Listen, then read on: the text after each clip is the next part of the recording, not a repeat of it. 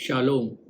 आज मैं आपसे मत्ती उसका 5वां अध्याय 6वें पद पर बात करना चाहूँगा, जहाँ इस प्रकार से लिखा है, धन्य है वे जो धर्म के भूखे और प्यासे हैं, क्योंकि वे तृप्त किए जाएंगे।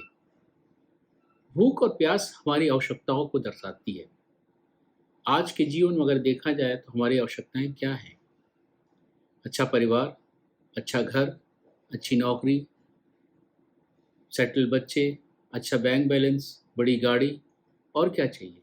हम इसी की चिंता में दिन रात लगे रहते हैं और मेहनत करते रहते हैं, और इनको पाने के लिए हम प्रयास करते रहते हैं। मत्ती 4 अध्याय 3 और 4 में लिखा है, तब परखने वाले ने पास आकर उससे कहा, यदि तू परमेश्वर का पुत्र है तो कह दे कि ये पत्थर रोटियां बन जाए। उसने उत्तर दिया, लिखा है कि मनुष्य केवल रोटी ही से नहीं परंतु हर एक वचन से जो परमेश्वर के मुख से निकलता है जीवित रहेगा।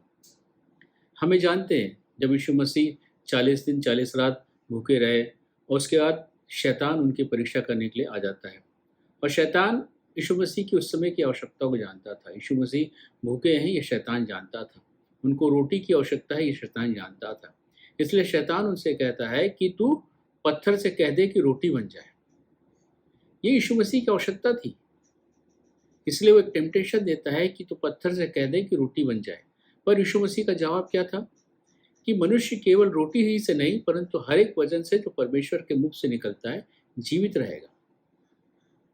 आज हम भी अपना सारा जीवन अपनी आवश्यकताओं को पूरी करने में बिता देते हैं, उस पत्थर को रोटी बनाने में बिता देते हैं, लेकिन हम परमेश्वर के वचन को भूल जाते हैं जो कहता है, यदि मरकुस 8:36 में बोलता है, यदि मनुष्य सारे संसार को प्राप्त करे और अपने प्राण की हानि उठाए तो क्या लाभ?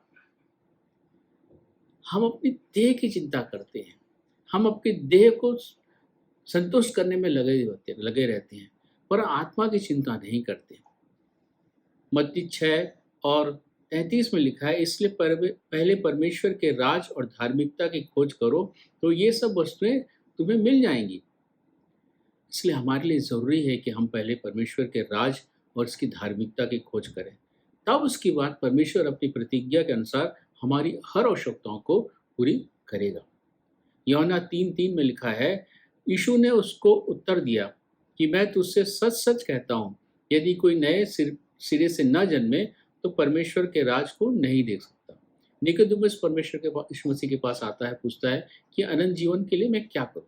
तो यीशु मसीह कहते हैं कि जब तक कोई नए सिरे से न जन्मे तो परमेश्वर का राज को देख नहीं सकता। इसलिए परमेश्वर के राज के लिए नए जन्म का होना बहुत आवश्यकता है, बहुत अवश्य है।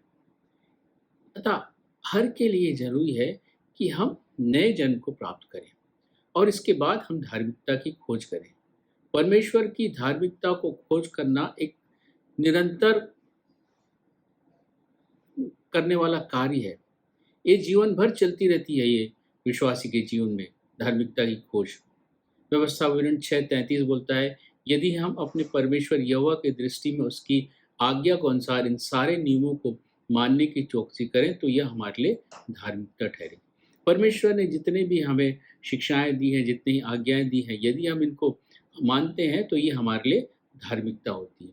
और ये 1 और 2 दिन की बात नहीं है, ये निरंतर पूरी जिंदगी हमको इन आज्ञाओं को पालन करना है, और ये आज्ञाएं हमारे जीवन से दिखनी चाहिए कि हम परमेश्वर की आज्ञाओं को मान रहे हैं, हम यीशु मसीह की दी हुई आज्ञाओं को मान रहे हैं। और ये धार्मिकता के लिए हमारा ये सतत प्रयास हमारी धार्मिकता को प्राप्त करने के लिए भूख और प्यास को दिखाता है। हमारा नया जीवन प्राप्त कर हम उसकी धार्मिकता को खोज में लगातार लगे रहते हैं, ये हमारी भूख और प्यास को दिखाता है। और प्रभु यीशु मसीह यही कहते हैं कि धन्य है वे लोग जो धर्म के भूखे और प्यासे हैं, क्योंकि वो तृप्त किया जाएंगे। इसलिए हमारी प्यास, हमारी भूख आज क्या है, हमारी आवश्यकताएं क्या है? वचन कहता है पहले उसके धर्म और राज की खोज करो। हमारी आवश्यकताएं क्या हैं? हम संसार में जीवन बिता रहे हैं तो हमारी आवश्यकताएं संसारिक आवश्यकताएं तो नहीं हैं, हमारी आवश्यकताएं देह के लिए तो नहीं है। क्या हम अपनी आत्मा की चिंता कर रहे हैं कि नहीं कर रहे हैं? यदि ऐसा नहीं कर रहे हैं तो इस वचन के हिसाब से हमें उसके राज की खोज करना है, हमें उसकी धार्मिकता की खोज करना है, ताकि हम प्रभु यीशु मसीह के साथ उसके अंतिम दिन में उसके साथ उठा लिए जाएँ और हम हमारी आत्मा जीव अवस्था में रहे और हम परमेश्वर के साथ उस संगति में रहें, परमेश्वर के साथ उसकी आज्ञाओं को पालन करते हुए रहें, ताकि हम अपने आप को उस अंतिम दिन के लिए तैयार रखें, ताकि यीशु मसीह जिस दिन आए, उस दिन हम उसके साथ बादल में उठा लिए जाएँ। परमेश्वर इन वचनों के द्वारा हम सबों को बहुतायत की आशीष दे।